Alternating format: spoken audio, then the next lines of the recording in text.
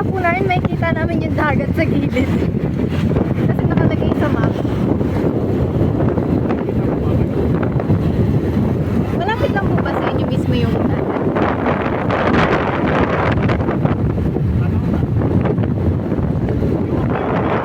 Oh my God! Pumunta ako kanina, nasira yung patubig. Yung mga bahay. Grocery din doon, parang police station.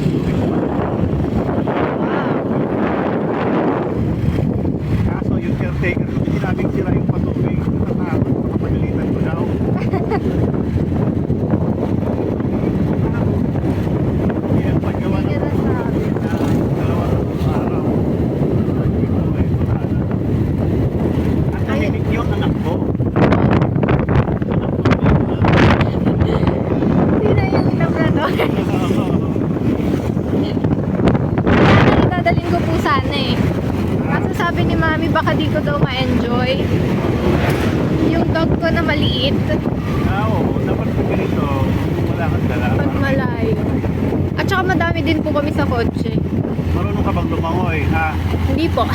Papaturo nga ako kay ate. Turuan ko kayo, meron akong kompletong equipment, snorkeling equipment. Ay, thank you po. Diving kami dyan. Chance na to para matuto ako. Kailangan mo matutong lumangoy. Opo. Lalo't sa Manila ka, balik ka eh. Karamihan ay nalulunod sa Manila eh. Mahirap na.